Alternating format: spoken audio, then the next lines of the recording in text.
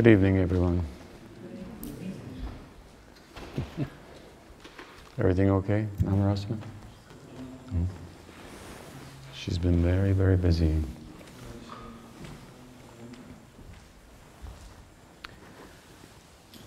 So, we're here for a few days, and I don't have anything in particular planned to speak about, but I have been asked repeatedly about what I'm writing, when I'll be finished, and so forth. And so I'll think about that, see if I can take some passages from my writing, the present book I'm working on, read them and maybe comment, something like that.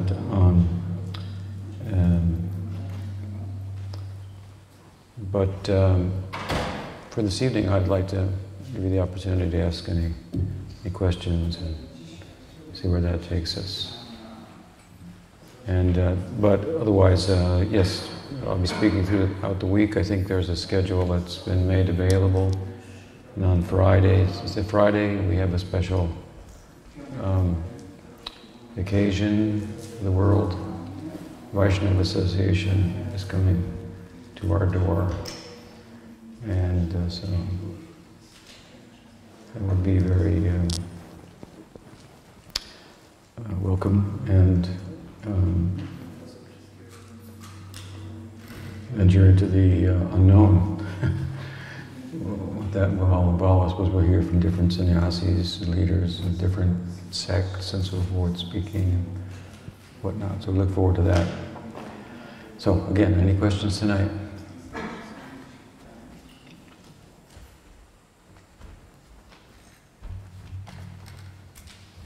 Yes. I was wondering, I know many devotees have different, senior devotees have different theories on what some of the problems of Gaudiya Vaishnavism in the West today is. And I know I've heard you speak quite a bit on the understanding of Guru Tattva being quite a problem. And I was wondering what you think some fundamental points of Guru Tattva that it cleared up amongst, I guess, the broader range of devotees in the West might help bring a bit more, I guess, dignity or what have you for Gaudiya Vaishnavism in the West. Well, I mean, I think it's just very a simple and practical point that without strong spiritual leadership, then the congregation will be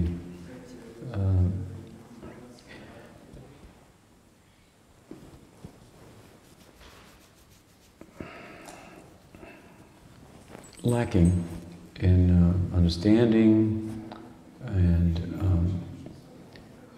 and spiritual enthusiasm. And there has been in the community, international community of Gaudiya Vaishnavism, quite a problem with spiritual leadership. So it would seem from that yes, there's a misunderstanding of Guru Tattva as far as who's a guru, and what are the qualifications, what that involves, and so forth. And when that's not well understood, I mean, just speaking in a very general way, then you get these earth-shattering kind of problems where the leadership turns out to be less than qualified, and it's faith is said to be difficult to secure, but easy to crack, if you will. And that when there's, to use the poetic phrase of Puja Patrita Maharaj, when there's suspicion and there's suspension, I often speak about this idea that faith is the animating principle in life that by which we may go forward in whatever endeavor, and certainly it's the case with bhakti. And so, if the faith is damaged, either individually to oneself or to within the community and so forth, to others, that's a big problem. So that has been a problem. I mean, what then is lacking in terms of the understanding of Guru Tattva?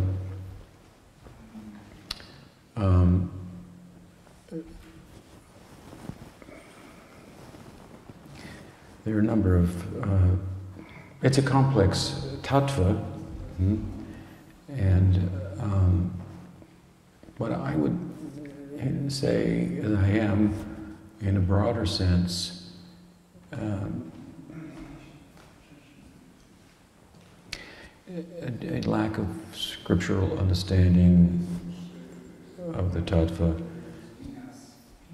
is probably at the heart of then the problems that we see in failed leadership. And so perhaps it's not well understood and then taken up by persons not qualified because they don't understand it, and so it's a recipe for problems.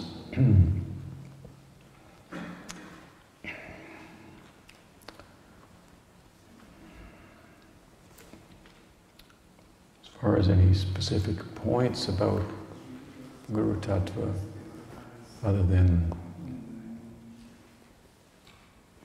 the general way that I'm speaking about it at the moment,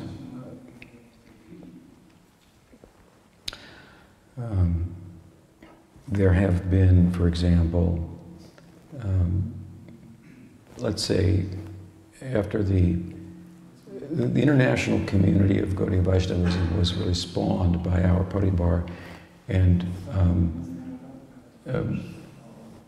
through the vision of Bhakti Vinod that was given some shape by Bhakti Siddhanta, and then actually carried out and taken country to country, so to speak, by my Guru Maharaj.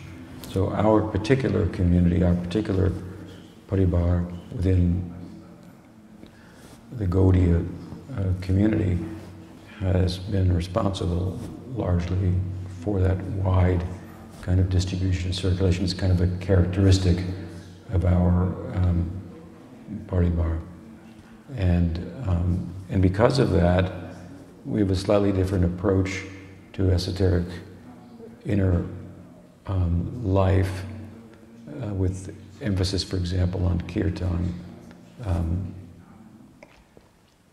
and a dynamic sense of kirtan that involves, for example, trying to explain a very complex theological and philosophical ideology from a different continent, culture, whose main book is written in Sanskrit thousands of years ago, to people who have no acquaintance with it. That takes, it's a challenge that if one rises to the occasion, it has great capacity to harness the mind. And of course, harnessing the mind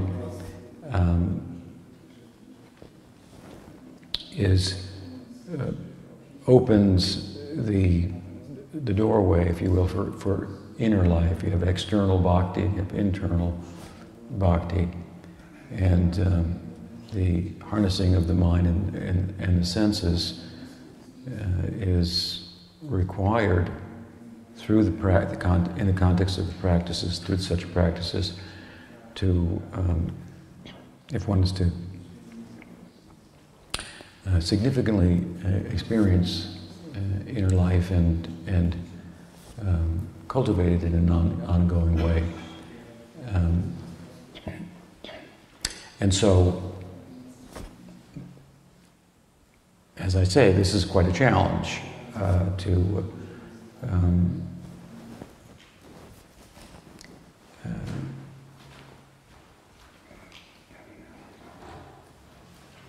challenge that I should say that maybe at the same time it may be considerable, difficult. Controlling the mind in general is difficult, and it may be an approach that is difficult at the same time, more readily, more suitable for the larger international community in a modern world, compared to living along the bank of the Ganges in an ashram in Navadvip and conducting oneself with a small community in ways that are likely very, very similar to what was taking place centuries ago, without much change. A community that doesn't know about, care about the rest of the world, so to speak, that wouldn't be known about if it weren't perhaps for our paribar and so forth. So those types of communities are there, the vitality of them and so forth, that would have to be examined on an individual basis, and I'm sure that there's plenty of Anishta Bhajana Kriya going on there, and there are probably problems as well, but it would be more challenging for a person from California, let's say, to try to do that in California, or to go there and live there. And so, nonetheless, they need a challenge to harness the mind, and this was somewhat the vision of Bhaktisiddhanta Saraswati Thakur, as I say, who tried to give shape to Bhaktivinoda's idea. It was an idea of Bhaktivinoda to interface with the modern world, but it was an idea that it's not that he thought, maybe I should interface with the modern world. He was interfaced with the modern world. Therefore, sometimes I refer to him as the first Western convert, because his body was in India, but his mind was in the West, largely getting a Western education, working for the British, and so on and so forth. And I was speaking about this the other night, and it's interesting because at the time of the formation of the Sampradaya, the founding Acharyas, the Goswamis, this was a period that coincided largely with a revolution in Europe, the Copernican revolution, which was that, as you know, that the idea that the planets revolve around the sun rather than around the earth, and the beginning of European scientific revolution. Observation from a certain perspective, it brought question to the dominant in the West worldview, which, I'm talking about Europe, which was a biblical worldview. So some of the observations seem to contradict the revelation, the biblical revelation. And so they had to theologize and think how to look at that revelation so that it wouldn't be in contradiction to what's right in front of your face, something like that. So meanwhile in India, quite a distance from that, there is evidence that there were some traditionalists, not Gaudiyas, but traditionalists means persons whose worldview was entirely informed by the sacred texts. Some such people, traditionalists we'll call them, whether they be yogins or monists, Hinduism is a broad umbrella of different disciplines and so forth. But some of them were aware of that and tried to respond to it, and in some ways they did. But our Gaudiya acharyas, they didn't bother with it, or they didn't know about it. As I was saying the other night, they were pretty busy just establishing credibility for their worldview within India in relation to other traditionalists, other sampradayas, and so forth. But by the time of Bhakti Vinod, I mean, obviously it couldn't be ignored. He was kind of coming from there, in a sense, with it, and meeting then Chaitanya Charitamrita, being inspired, seeing the Bhagavad to the light of the person of Chaitanya Mahaprabhu. The example of Chaitanya Mahaprabhu explained to him what is the Bhagavatam really saying. That it wasn't hedonistic, that it wasn't licentious, that it wasn't mythological in a pejorative sense, or that it was a story that had the power, as I've written elsewhere, to conquer the kingdom of the mind, the story of Radha and Krishna. It had the power. And harnessing the mind, of course, in the yogic sense, in a comprehensive sense, and mastery over the human passions, might open a door, as it does, to an inner life that the scientific revolution didn't get to. You know, from the idea that the planets revolve around the sun rather than the earth, to the idea that the world is orbiting around the Atma, around consciousness.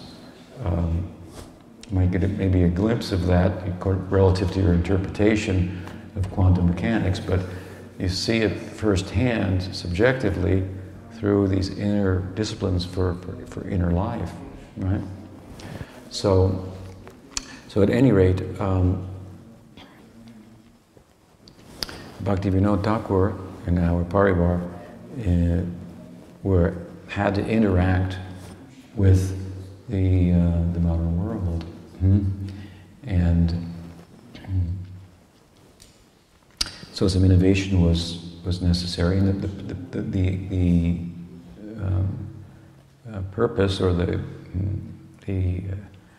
concern was the same, to involve people in bhakti through the angas of bhakti, the limbs of bhakti, the practices of sadhana bhakti, in a way that they could actually become absorbed. I mean, this is the whole center of it.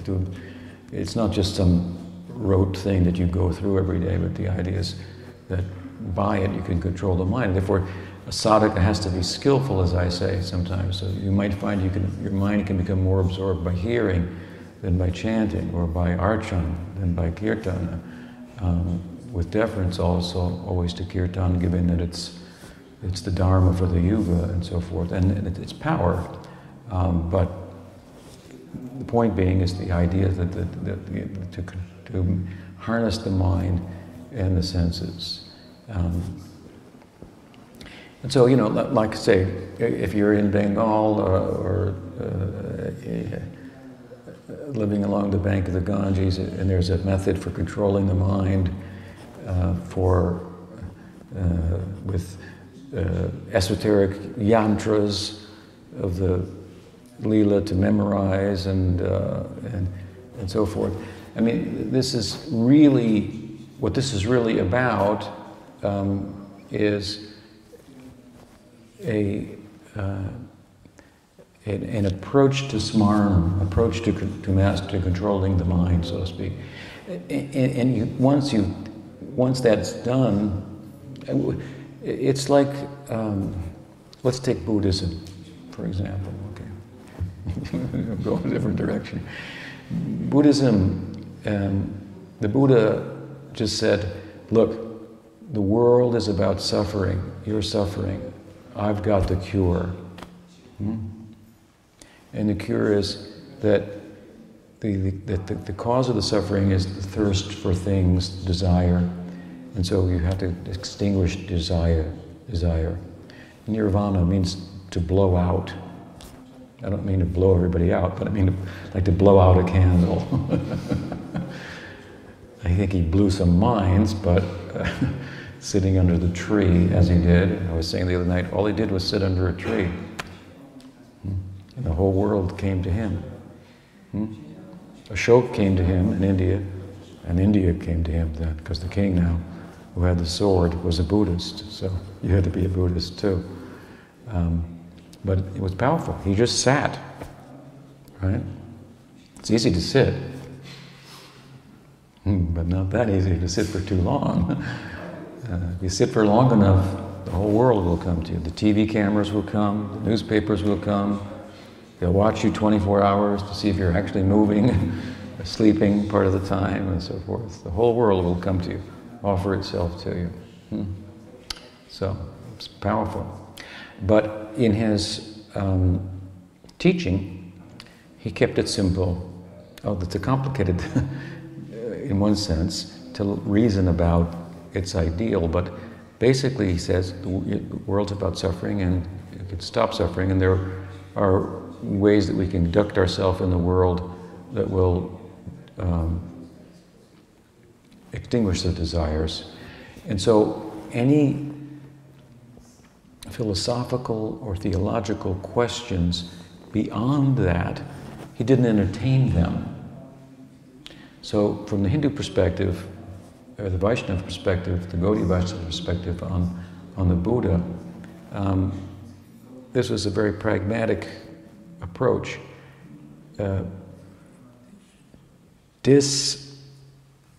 Disassemble, deconstruct the ego. Which is, I often say, is we are our desires.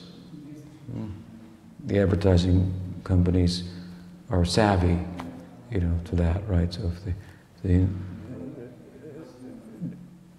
and they pick up on your internet where you've searched, so they know your desire. That's you. That's your car. That's you. Or this is your whatever, right? So we're kind of made up of our desires. It's a false identity. Our desire for acquiring, for having, and then there's a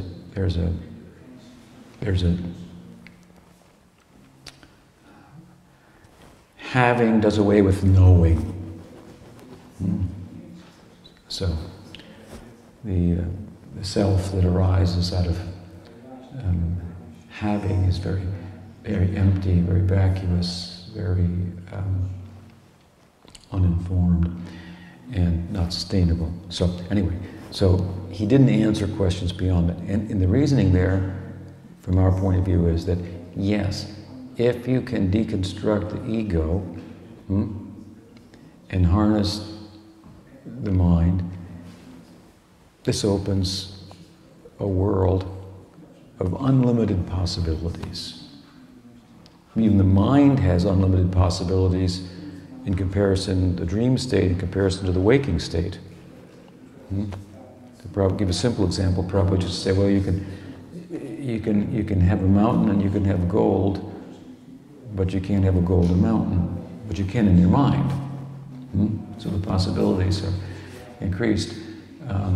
The mind, the dream state, this is the realm of meaning and possibilities and values and so forth. The physical world has none of those things in itself. So, at any rate, beyond the mind is the self. And when it's unencumbered by the mind, by psychic and physical matter, then what its possibilities are, I mean, you can't imagine. And so he kind of wanted to open the door to that, and then why talk about it? Just get to this point, and then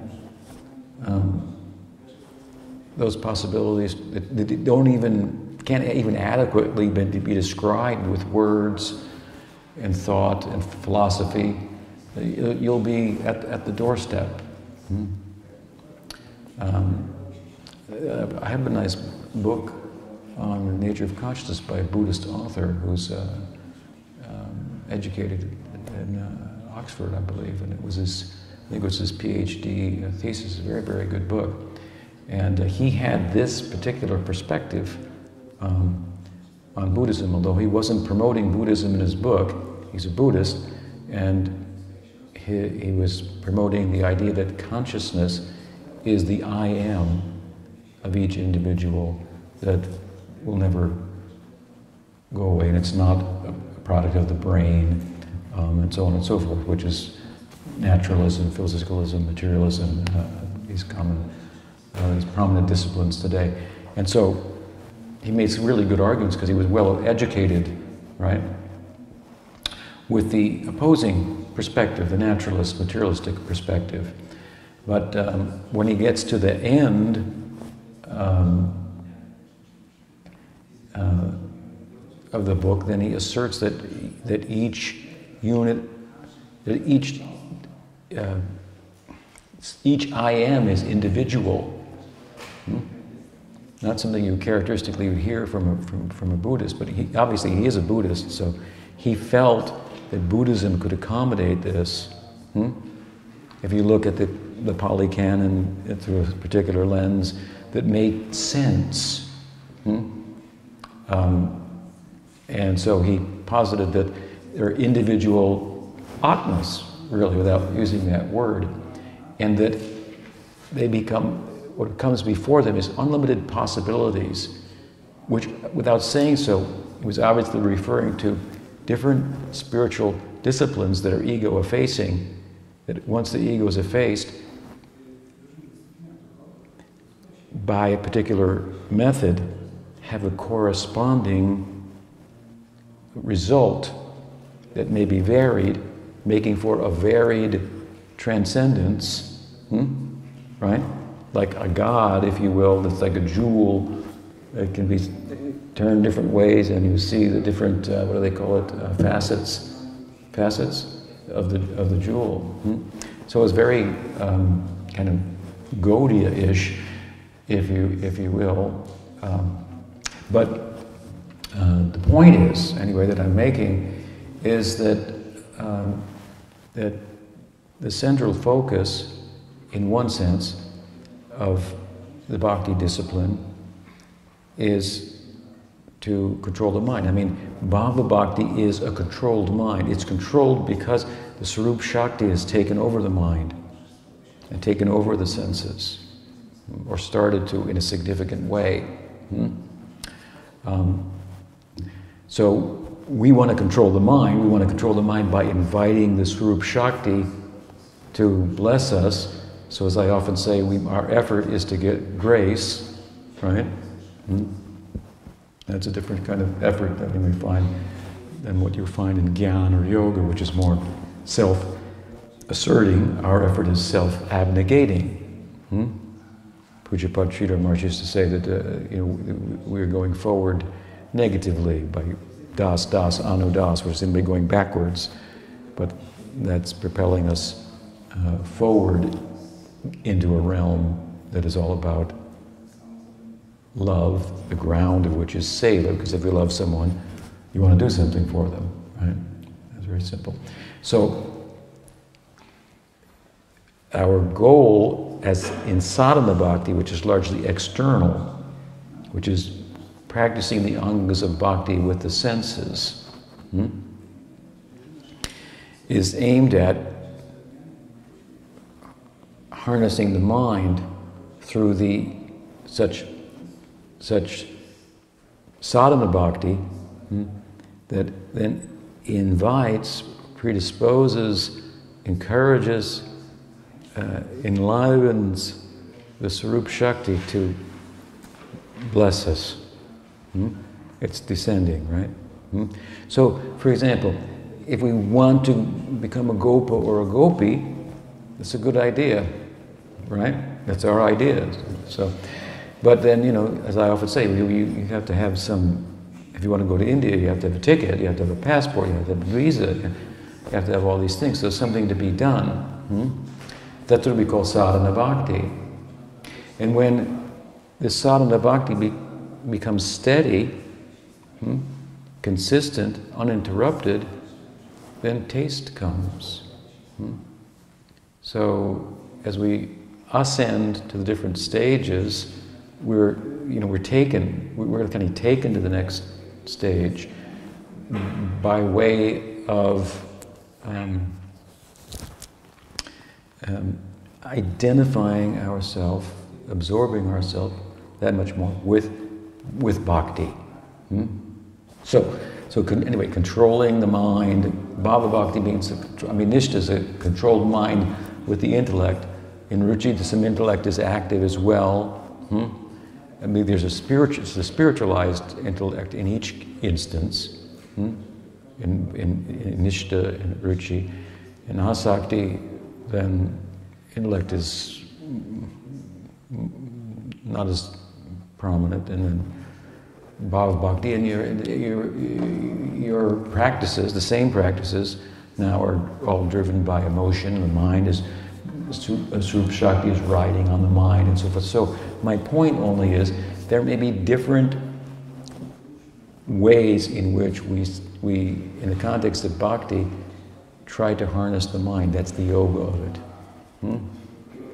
So you could live in Navadvip, for example, or Braj or somewhere, and have a map, and this kind of approach, kind of a systematic approach to sadhana.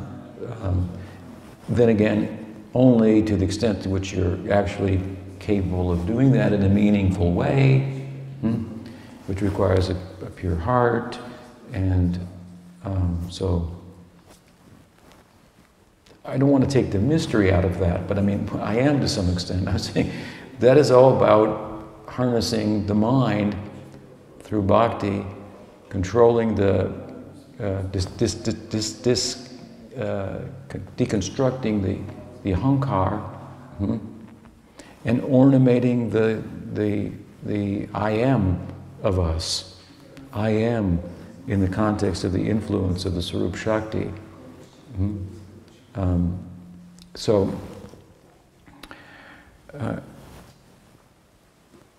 What Bhaktivinoda Thakur, in the hands, really his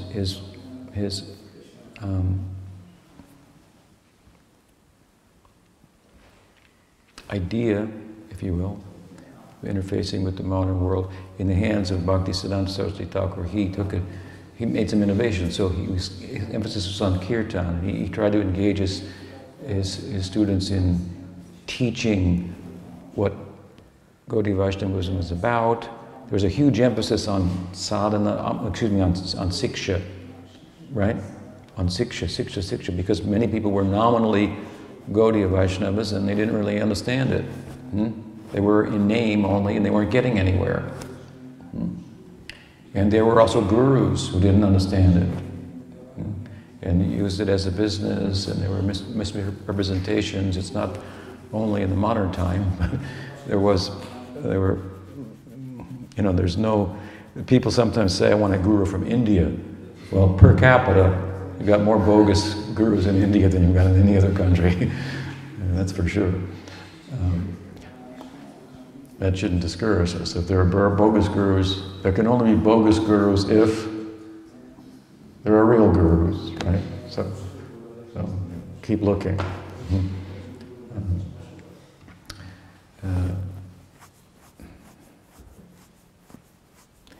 So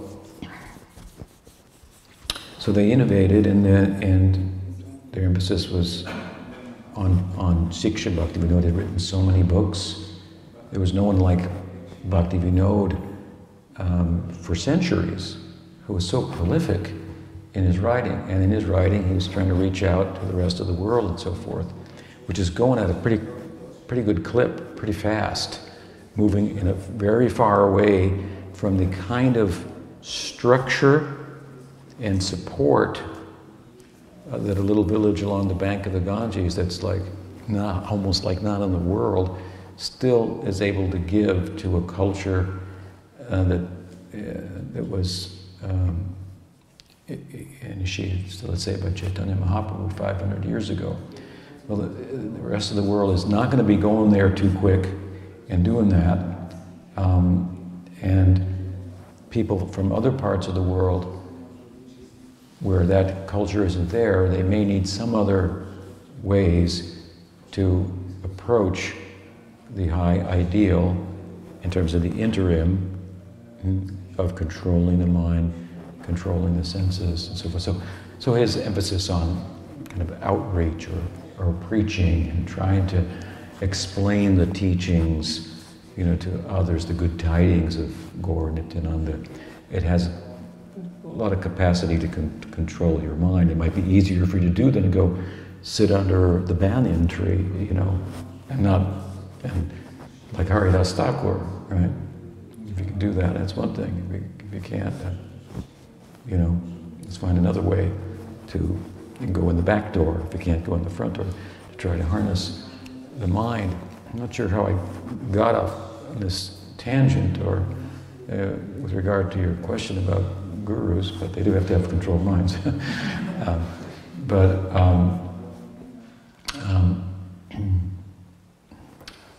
Maybe it'll come back to me, but at any rate, this system, there may be different approaches to the same, let's say, interim goal that will then open up the world of possibilities. And if you've gone there through kirtan and appropriate practices as taught in our parivar to the highest ideal, as that false ego is deconstructed, you're simultaneously constructing a spiritual ego. And bhava bhakti, you really don't, we can teach about it, how to combine that. You need a vibhav, you need a udipanas, you need this kind of vibhav, that kind of lambana vibhav, udipana vibhav, you need sattvika bhav.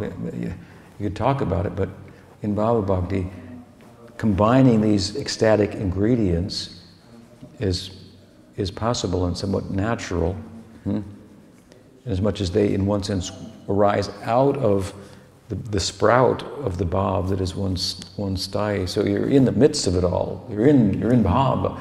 So to try to do bhava bhakti and sadhana bhakti is what I'm saying is a little difficult. And so do sadhana bhakti, understand the focus, and the world of spiritual possibilities will become open to you, and that in relation to your approach. Our approach is bhakti, it's raga bhakti, and so forth. So, gurus, forgive me, but somehow I went in that direction for the moment.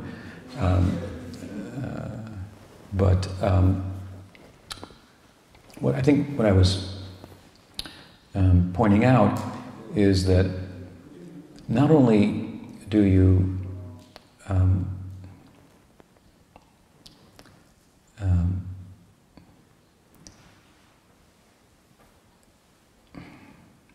need qualified gurus, but you need gurus that are qualified in relation to the world that you're living in, whether it be London or Brighton or Helsinki or Warsaw, the internet, if you live on the internet, as a younger generation is doing more and more.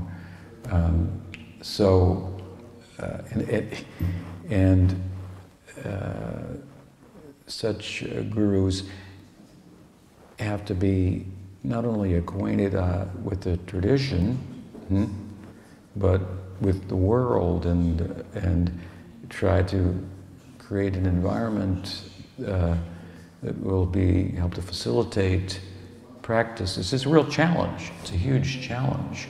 It's very difficult. So, other than unqualified leaders, which is a problem,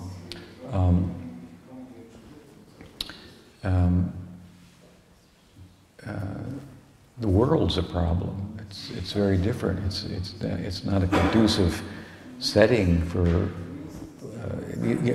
We went the other day to the Jewish ghetto, and here in where we were in Krakow, and where the Jewish people were confined at a certain point by the Nazis, and they had synagogues and so forth. And we went inside and we saw artifacts from the Jewish religious tradition, which I had never been very acquainted with. And it was very inspiring to see how they lived. But the way in which they lived, in terms of their social norms and cultural sensibilities, could turn a modern person off. I think, well, they were weird. But what's missing in the equation is they were living in the entire old world, be it the Orient or Europe, or even in the Americas, amongst the Native Americans. The entire old world was living in this world only for the purpose of going to the next world. How prominent was the idea that there is an afterlife to be attained? It's unbelievable how prominent that world. You just look at the steeples. I mean, the whole architecture was for that. Music was for that. Art was to be as perfect as it inspired one to move, to conduct oneself in this world in such a way as to foster entering into that prospect, that possibility. That whole idea has just been like, the head has been taken off. The head's still there, but like there's somebody home, but the lights are out. In other words, they think, a lot of people, yeah, there's an afterlife, but it's just an afterthought. It's not like I'm thinking, it's not on my mind now. And you can see how they were living. It was on their mind from the moment they woke up till taking rest, and they dreamt about it. Whether it be a Jewish tradition, or we went to the Dominican monastery there, or whether it be, there's so many corollaries also corresponding between Hinduism and that doesn't mean to say we should all go put on yarmulkes or whatever, or whatever the tradition is. If you be Jewish, or you be Christian or Hindu, no, we're living in a different world. But we need to bring the afterlife into something to be more than an afterthought, so to speak, and then then deal with the world we're living in such a way that we can create a conducive situation for making progress. And it's a real challenge to do that. I think that I began speaking about Bhakti-Vinod a little bit by way of saying that in the time of Bhakti-Vinod there was a lot of nominal Gaudiya Vaishnavism going on, and so he emphasized on Siksha, right? And then he wrote so many books, and Bhaktisiddhanta emphasized on Siksha, Siksha, Siksha, Siksha. And so here, to get back to your question, here is an issue of Guru Tattva that has been so much misunderstood. What is the Siksha Guru? What is the difference between a Diksha Guru and a Siksha Guru? I mean, Prabhupada's disciples read Siksha Guru, a couple of times in the books, in his books. It's there in Chaitanya Charitamrita in the opening chapter. But what the implications of all that might have been didn't come to bear in their lives, because there was one figure, Prabhupada, who embodied the Diksha and Siksha, and he was putting out 400-page books every month of Siksha. So he didn't think about it. But after he kicked us out of the nest, so to speak, and flew back, well, not back, but anyway, back to Godhead.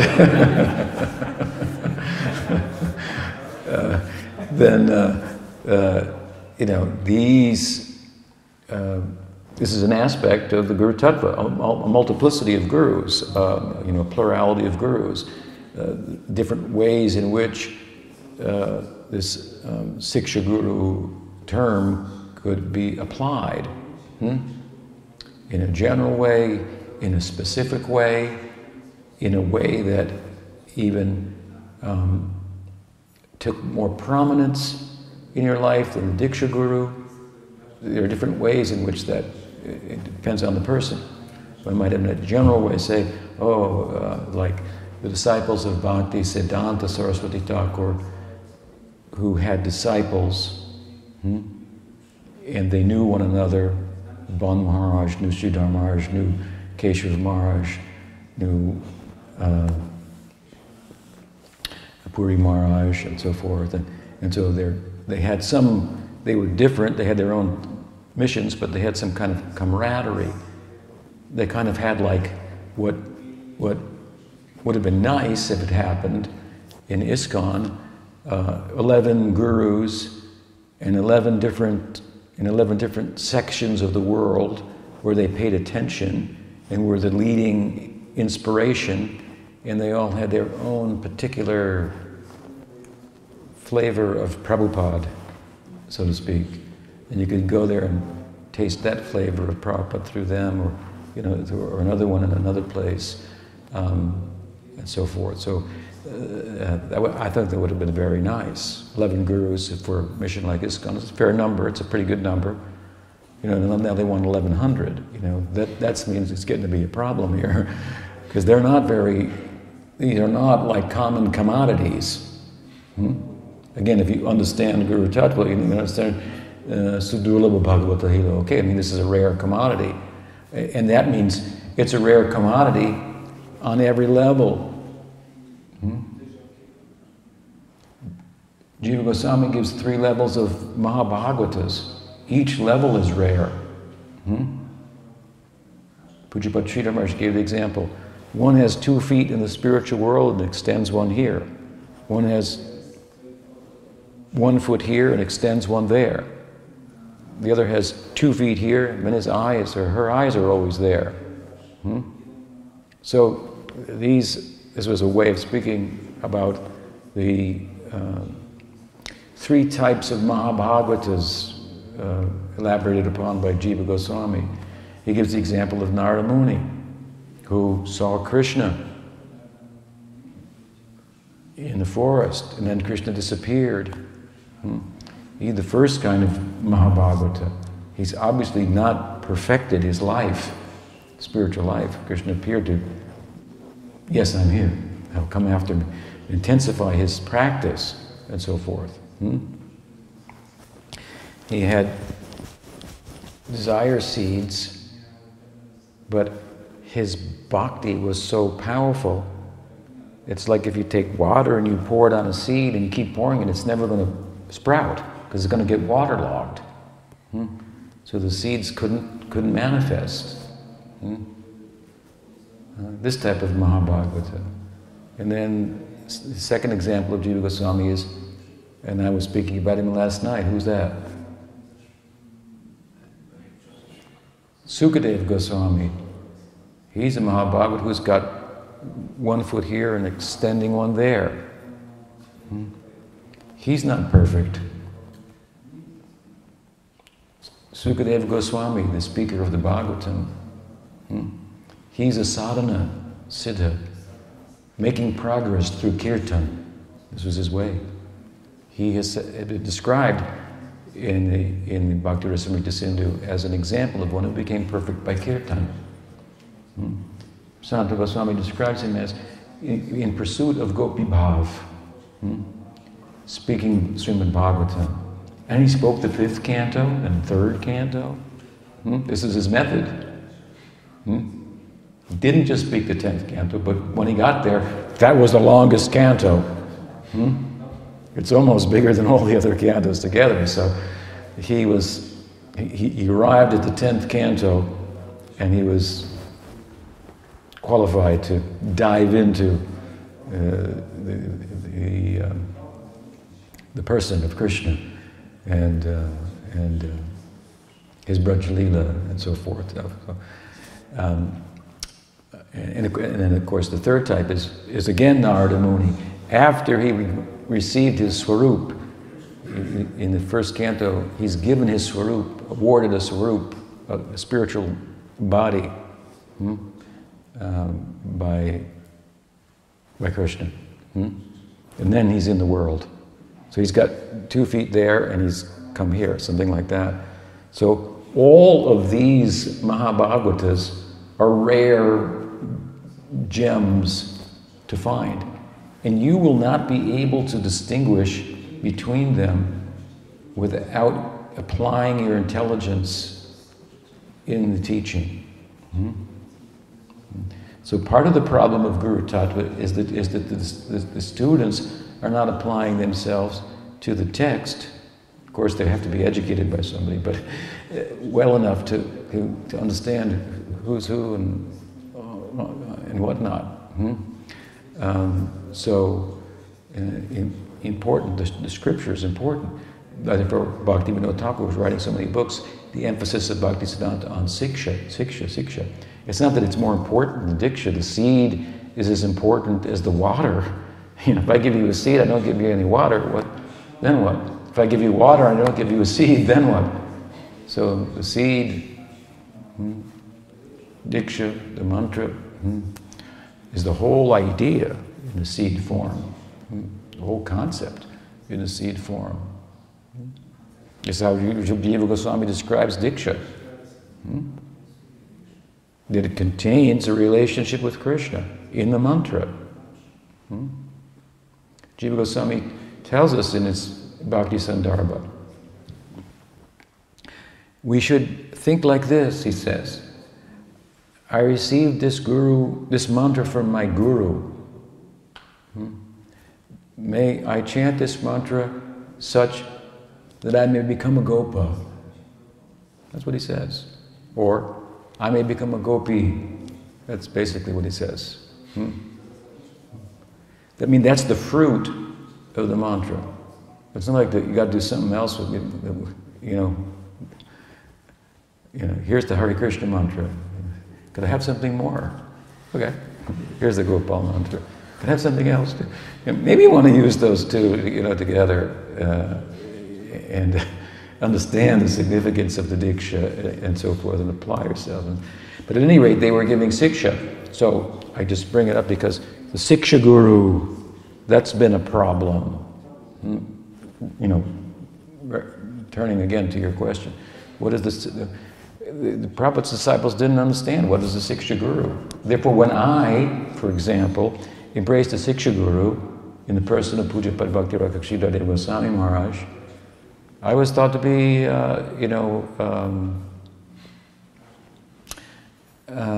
diseased, somebody told me. That I saw you in the marketplace, he told me. I used to see you sometimes and I thought, he's diseased. I saw it on, I met this fellow come to my mind, I'm not going to mention his name, but I met him, and I thought, he's so-and-so, and I met him, this was years ago, I was talking to him, and he was looking at me, and I think, what was on his mind? What was he thinking? It looked so weird, looking at me like he'd just seen a ghost. I realized, that here I am talking to this guy, and he's rejected Prabhupada, is basically what they thought. So, obviously, that was far from the case. I embraced someone who could show me a side of Prabhupada that only he knew. He had a relationship with Prabhupada. I mean, I knew everything that my godbrothers knew and godsisters knew about Prabhupada. I mean, I don't know all the anecdotes they tell in all those books they write that are popular about Prabhupada, but I was pretty well read in Prabhupada's books. I mean, I was very well read. That's what I did. I only did that. I read the books and I sold the books. That's all I did for years. We'd read them in the car, going out, read them in the car, going back, wake up, chant, read them, go out, sell them, take lunch, read them, sell them. I mean, that's what I did for years and years. And so there was a 400-page book of Siksha coming out every month, and others may have went as well, but I was reading them and trying to digest them. I was fortunate to get the when they printed the Chaitanya Charitamrita, and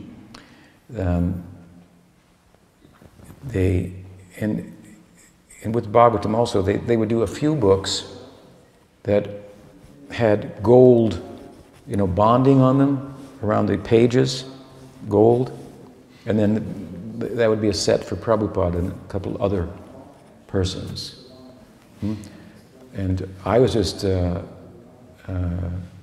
brahmachari, but someone I knew see, it's not what you know, it's who you know. If you know Krishna, you're okay. If you know, so I knew somebody in the BBT, and he was in charge of it, more or less.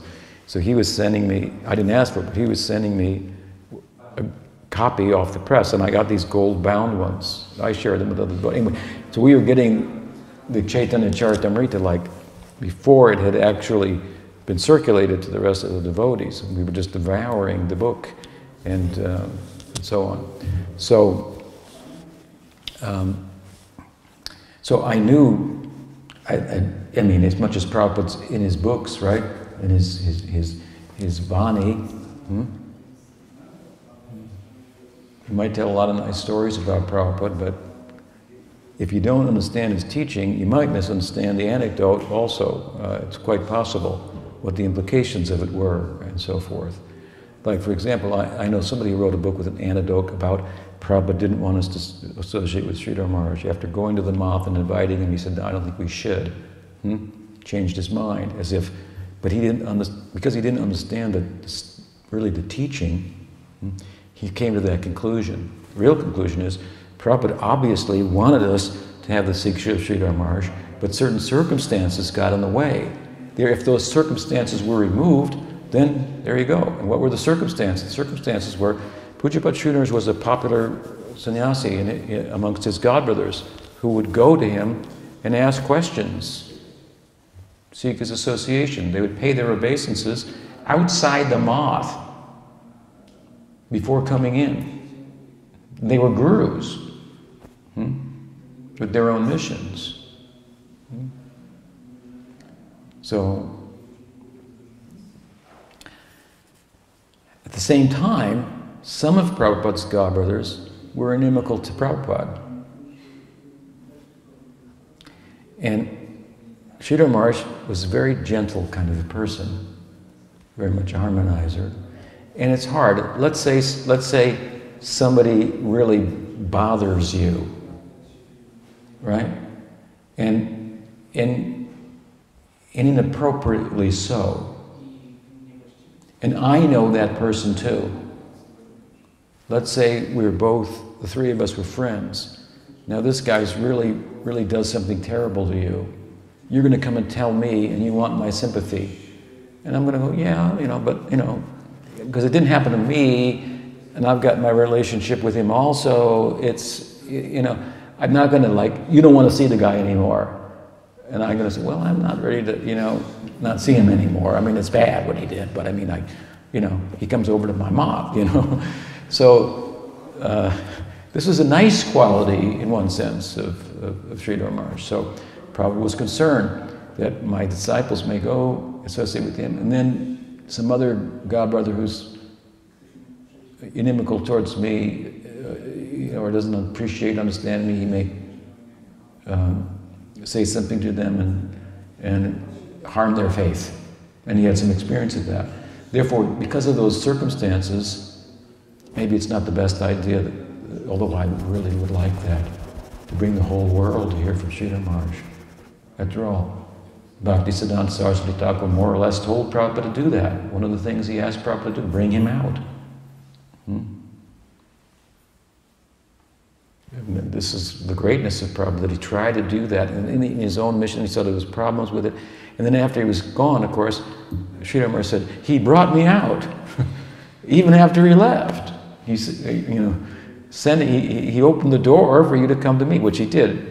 He said we could hear from Sridhar Maharaj and so forth. So, at any rate, you know these things. It's what we are here, so to speak. That we understood that properly, but it was very much misunderstood. So this is an example.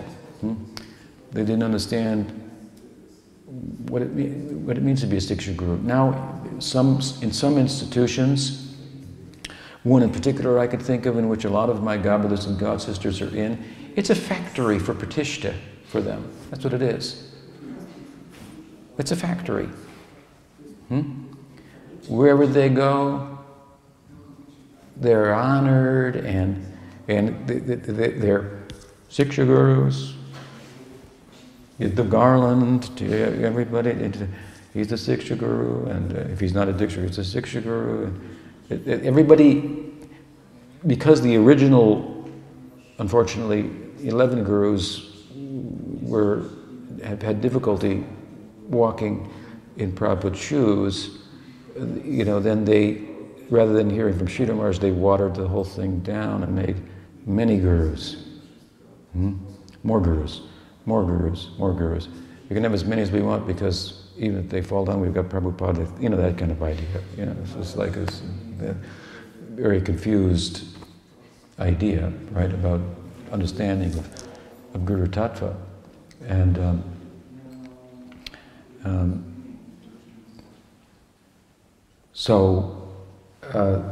meanwhile, they started to elevate everybody as a guru by this term Siksha Guru.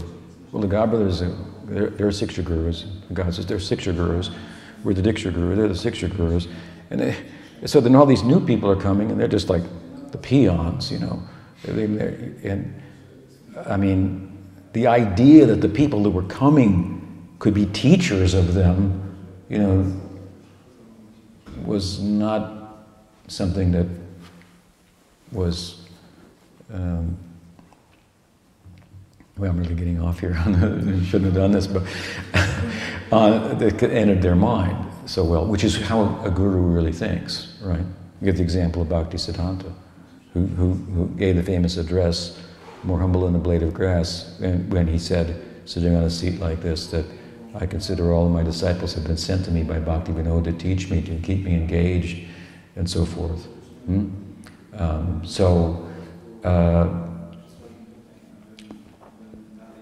This is a rare thing, the guru.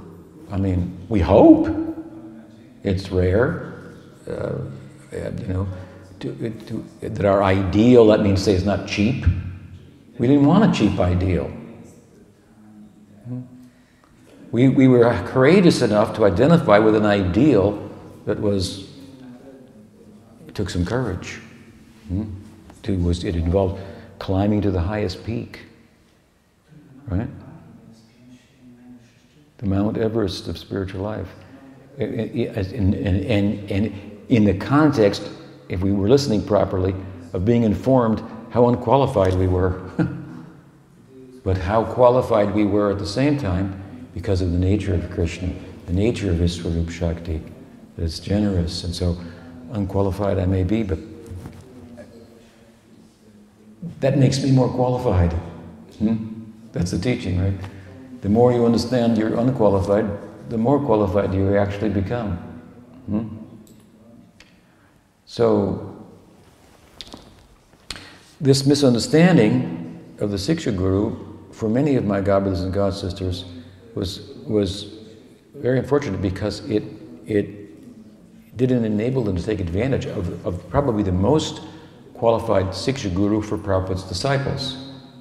Pujapad Sridhar Maharaj, whom Prabhupada had lived with for years, whom Prabhupada wanted to start a mission around, who Prabhupada wanted to bring to Mayapur and have him live there, but the circumstances didn't permit. Now those circumstances are gone, right? Prabhupada, when Sridhar Maharaj was, at some point Sridhar Maharaj said, I don't know why I'm still here. This one's gone, Swami Maharaj is gone, Van Maharaj is gone, this one, I'm old, I'm blind, I haven't been able to move off my veranda for years. They were moving around and they're all gone, I'm still here. So where's the problem now? You understand? The circumstances. So if we understood Prabhupada's instruction on the matter, we would run to Sridhar Maharaj and have good association and so forth.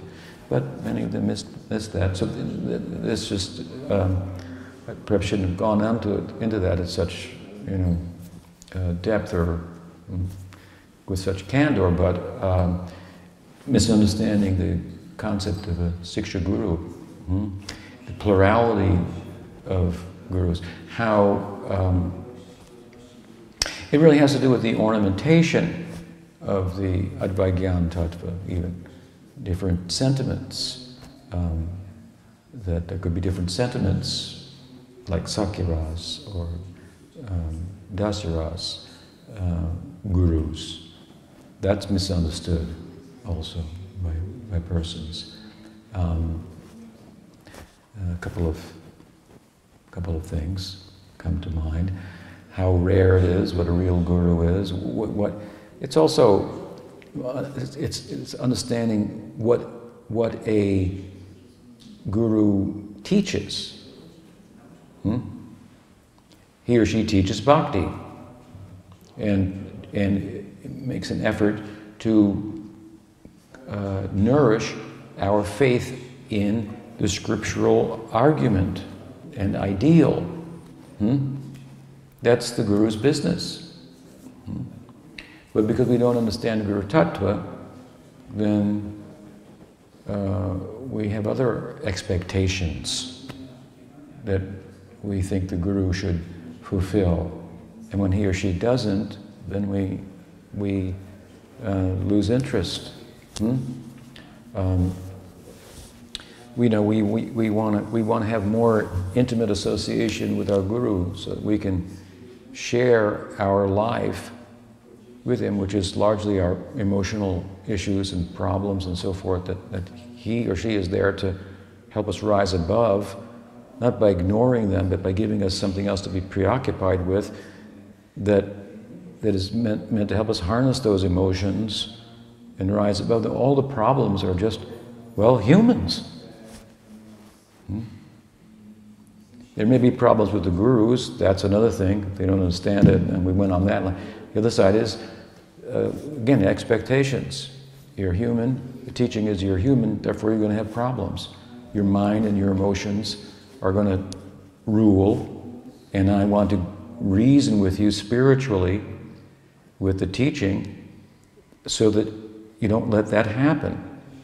But you do let it happen, and then you don't even realize that the solution to the problem is what the Guru's teaching. Then you want to come after you and say, oh, what happened? Why are you not here? Why are you press your emotional buttons and so forth? I'm not here to press your emotional buttons so that you get motivated, because that's just a losing proposition.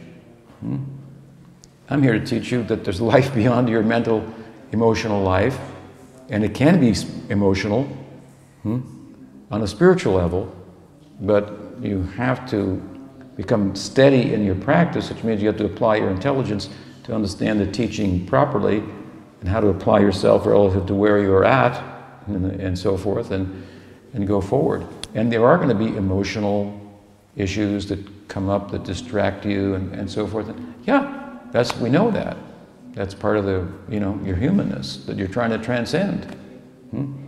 But you let that get the best of you, and then you reason about it, you rationalize it, and then there's something wrong with the Guru. That happens.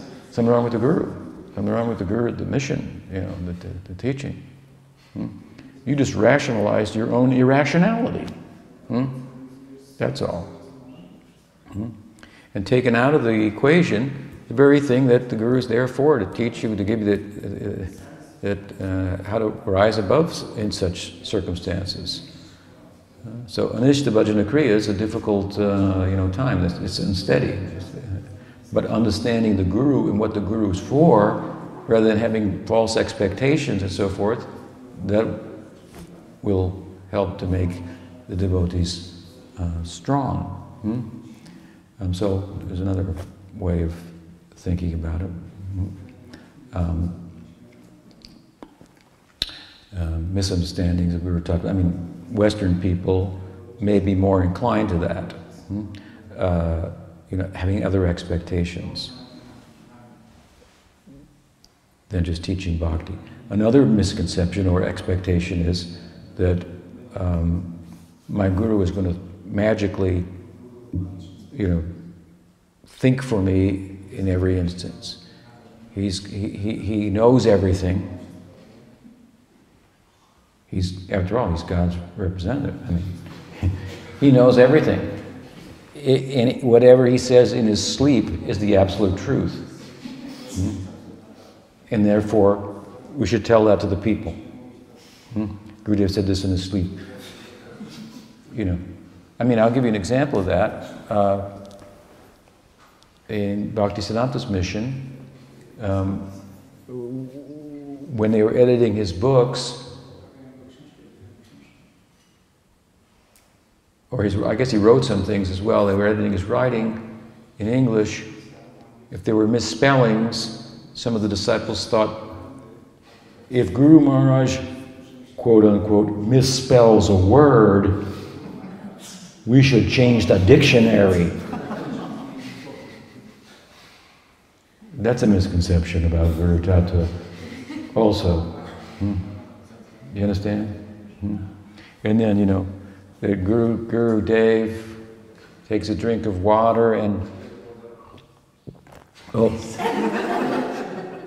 must be some deep leela behind that. Because he never makes any mistakes. He's not a conditioned soul. He's beyond the four defects. He is beyond the four defects. Why? Because rather than proceeding in life in a defective way through the medium of the senses and an uncontrolled mind, he or she is moving in the world through the light and eyes of the Shastra. Because he's moving through the eyes of the Shastra, therefore he's not making the mistakes that are part of illusion life and so forth.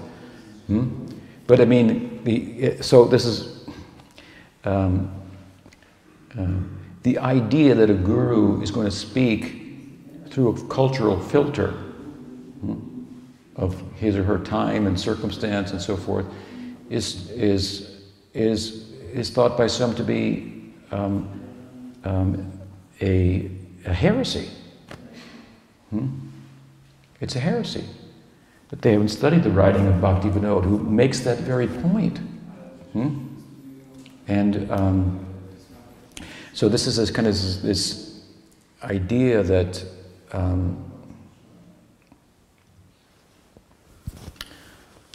again, is Sukadev not a good? By this measure, Sukadev is not a good enough guru. He wasn't perfect in all respects. He was a sadhana person pursuing the siddha of Gopi Bhav through the context of kirtan.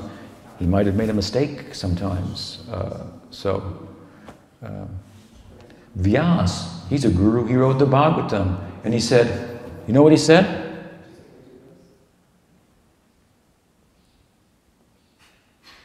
No. Yes.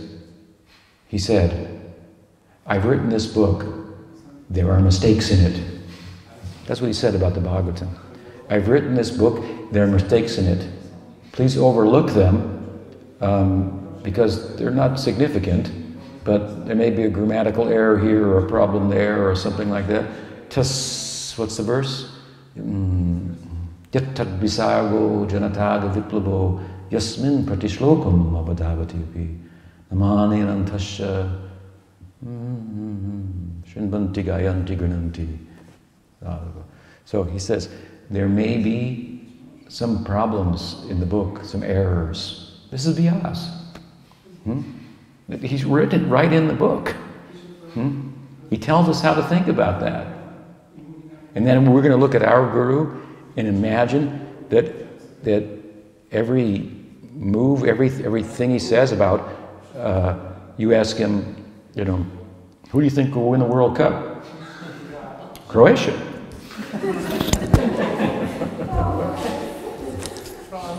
Well, anybody from France here? No, so, all right. I don't have any French disciples. We're okay. So, you ask him a question about something relative and he may give an opinion. But if he speaks from the Shastra, then you should give the Siddhanta, and so these things are misunderstood. And then you make a central hub of the theology around something that he said that was relative or that was hyperbole. Let me give you another example. Prabhupada once said, yes, someone said to him something, Prabhupada, I think your books are like the law books. Yes, my books will be the law books for the next 10,000 years. He said it once to somebody, somewhere. We believe somebody who said it. It's not recorded anywhere. It's not written anywhere. But I believe that he said it. But it's not something to make the center of the whole philosophy. Because thousands of times Prabhupada said, preaching, siksha, giving teaching, should be done in such a way that it conforms with the time and the circumstance. Now, you tell me, well, you weren't there, but how different, some of you, how different is it now from Prabhupada departed in 1977? It's 10,000 years difference. Because the world is going so much faster, so much more information. And so you need new books.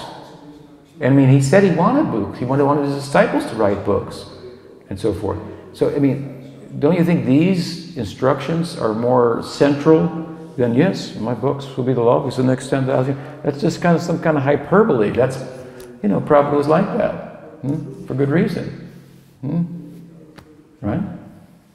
So, this is, as I said, sadhana is a skill. So to understand these things and understand the Guru, it's not an easy thing to do, and he's that principle, that person of the Guru has been very much misunderstood. I've given a few examples. It's misunderstood by those who've tried to be gurus. It's misunderstood by those who are looking for gurus, those who have gurus. We may, without a clear understanding, we may offend our guru.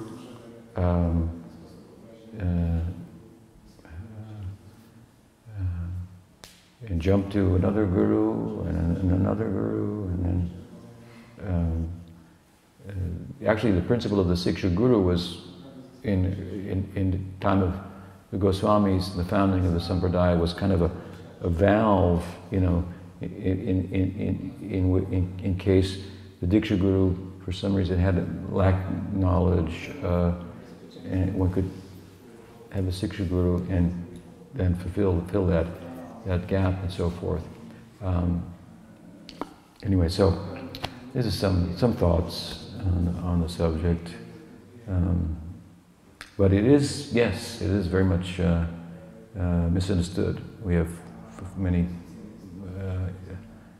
false expectations that just, if those are not dealt with, it's just a recipe of not being able to take advantage of the solution to your problem, which is the person of Krishna appearing in the form of the Guru in our lives. Does that help? Yes, went into some forbidden areas there, forgive me, but yes. So as a follow-up question, I'm wondering, you were saying about Shukadeva Goswami. You're saying about Shukadeva Goswami, he perfected himself through kirtan. And so he might have made some mistakes along the way and like that. And so similarly, even I guess most devotees who do some kind of preaching and like that, they're also trying to perfect themselves through kirtan. Or I guess what I'm asking is, obviously there might be sometimes there might be mistakes made that maybe not be such a big deal, but there might be some mistakes that can, like you giving the example of 10,000 books, you know, it can warp things quite out of control.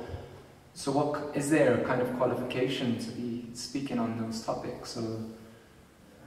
Yeah, well, the basic qualification for speaking is to speak according to your realization and not beyond your realization. And, you know, women will be better at this. Men tend to pretend they know more than they know. Women are much more reticent to speak and put themselves forward unless they're sure of more sure of themselves. Of course, they've been made to think like that by men to a large extent. So we should try to avoid speaking beyond our. You could say, "I don't know," is sometimes the best answer. Theoretically, or you may say that is an area in which, you know, I'm not proficient, so I can't speak in that area. But that's the basic idea, adhikar. But everybody has some realization, so they can share it. But again, I mean, Sukadeva perfected himself by kirtan, and we have an emphasis in kirtan in our party where that's a fact. But it's not that other practices and so forth are not there and important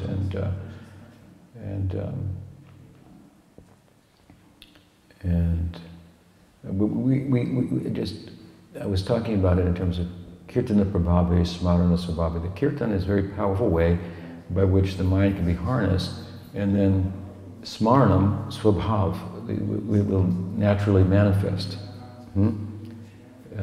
So to do smaranam, which is central to raganuga bhakti, really, there's no argument about it. Kirtan is the best way to qualify oneself for smaranam. But you have to understand what those qualifications are, that you may be able to take advantage of that anga of bhakti.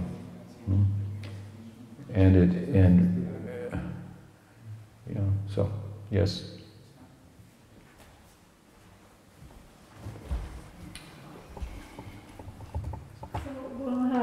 What is the biggest challenge for you to being guru in modern world? What is the? Well, I don't know if there's a single challenge. I think it's challenging to provide, as much as I would like to, a conducive environment for my students to progress in. Given that the fact that they're spread out all over the world, in different places and so forth.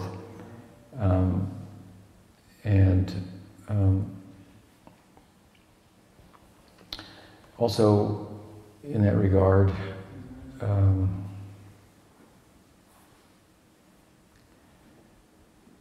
it's hard to form communities even if people are in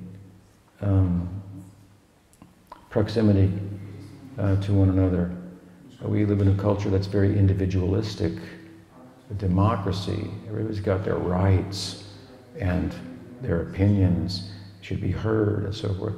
So I think we have deep sanskars for this democracy. You might be careful about your advocacy of free speech. I mean, we appreciate it. We can speak about Krishna, there's advantages, but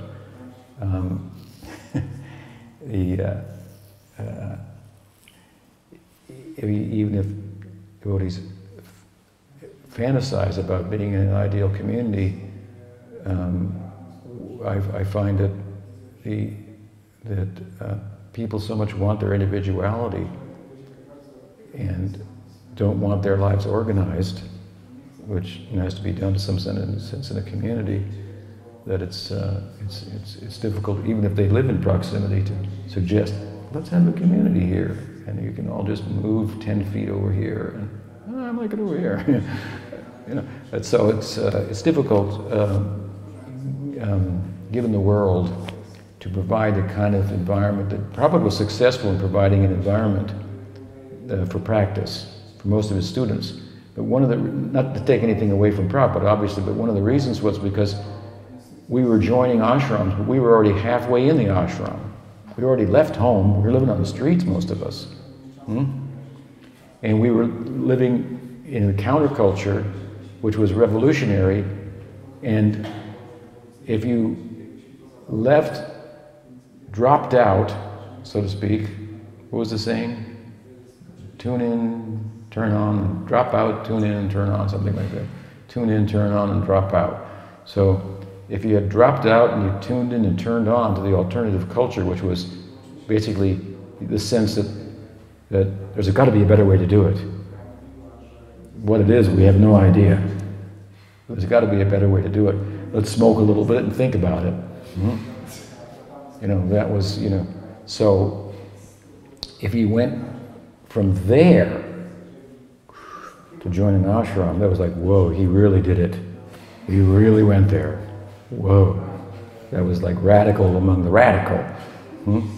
But as far as today's worlds goes, we were already like, halfway there, right? So to join an ashram as a young person who dropped out of college looking for a spiritual alternative to the just very bland materialism of the post-war America, for me anyway, being American, it was easy to do. And we all had a lot in common, as different as we were. There were certain commonality amongst us as being part of an alternative counterculture. So anyway, Prabhupada had temples that were thriving, people were joining, and it was conducive for their practice. Things changed in the world, and it's harder to do that now. So it's a challenge to try to provide, and actually I've come to the conclusion that's going above and beyond the call of duty, because what can you do? So give the teaching, set a good example, and let people contact the teaching that they will, and let them do what they want with it. Let them go with it where it takes them and practice it. I mean, that's kind of how I think about it now. But it's been a challenge to try to provide an environment that would be supportive, like Prabhupada wanted communities, for example. I mean, that's what I'm talking about. And to do it on the internet or whatnot, that's a challenge. I would say also one of the largest challenges is the misconceptions about Guru that you encounter, the idiocy sometimes, the illiteracy, and so forth. It's a real challenge. I mean,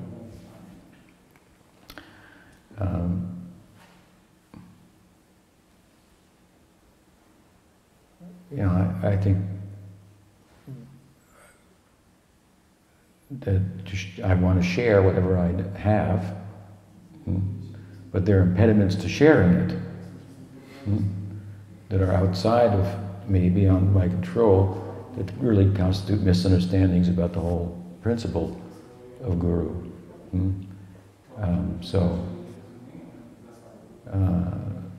These are some of the, one of the greatest challenges is other devotees and their lack of understanding is a real challenge. Their lack of understanding of the tradition, of the teaching, and of what the world is about, even. they're in, you know, so many of them in, you know, just, I don't know, living in a conspiracy theory or something, you know. I mean, it's difficult. It's difficult. So you know, you get inspired, insight, you want to share it, and you go out like a young boy who just discovered something and wanted to tell everybody about it. I just saw this, look. And then you get this response that's just like, I better go crawl back in my hole and keep it to myself. And then you find something else out, and then you do it again, you know. I keep doing it again. One of my biggest mistakes is that I repeatedly think that irrational people will listen to reason. I keep finding out that's not true, that's not true, that's not true. But I keep doing it. That's frustrating. And I would say it's also a challenge for me to serve in this capacity.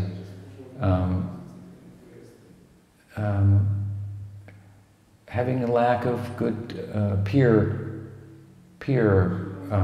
association.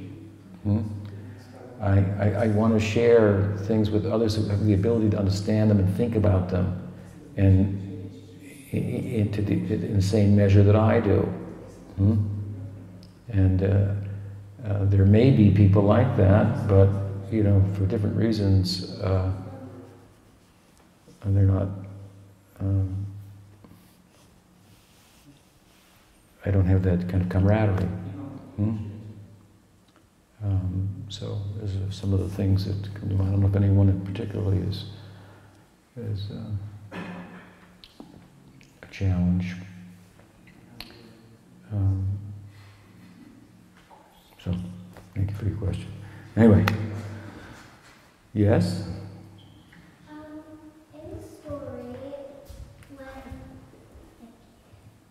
In the story when Lord Shiva was married to Sati, and she wanted to go to the, I can't remember what it was, but it was a yagya with her father, Daksha, and I'm wondering why Daksha didn't like Shiva. Okay. The reason that Daksha didn't like Shiva is because it's quite common for a father to think that no man is suitable for his daughter.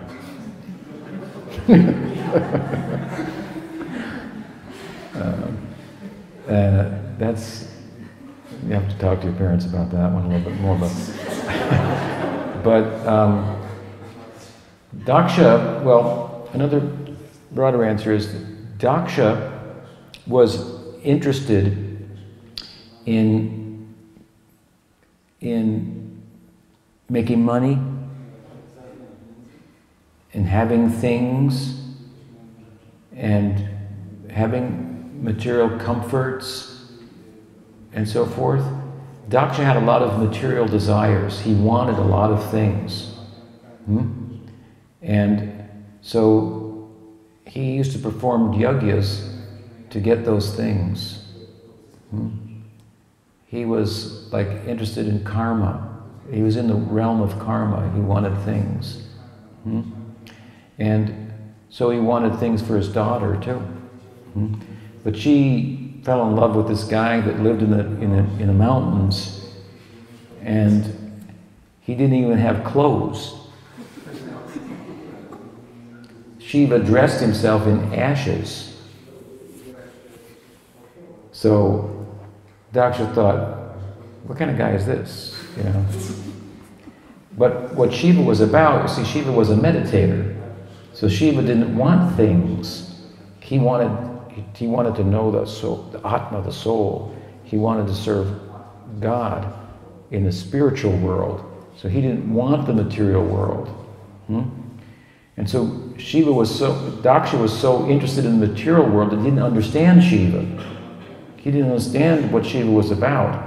And therefore he thought, this is not a good husband for my daughter. And therefore I'm not gonna, I can't even look at the guy. That's how he thought. So Daksha misunderstood Shiva. And he misunderstood, sometimes, just like, let me give you an example. Sometimes I walk on the street, I'm dressed like this, and people who are not spiritual, but they're material, they might even be in a different religion, but they're kind of material.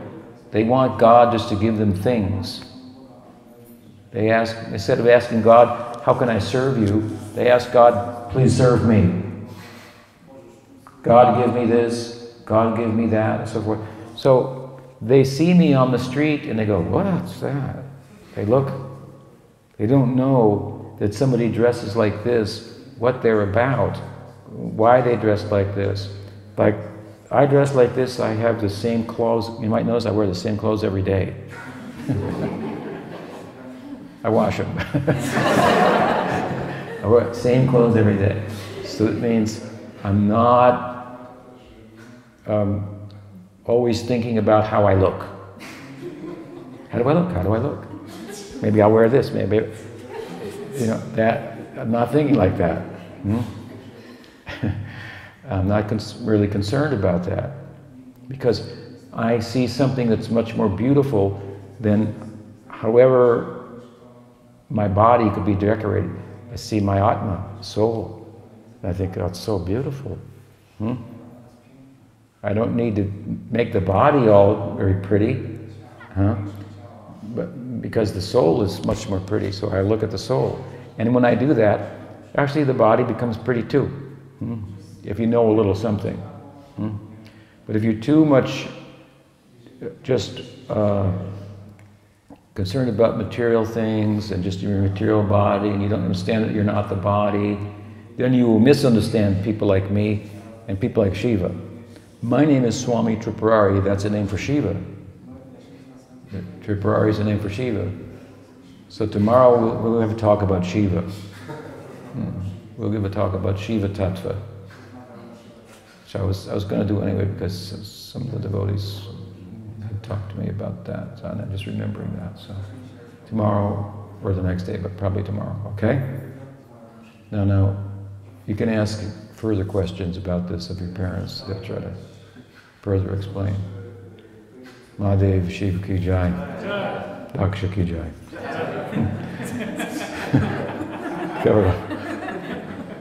Srimad Bhagavatam ki jai. Bhavad Premanande. Panchakalpatarabhyas.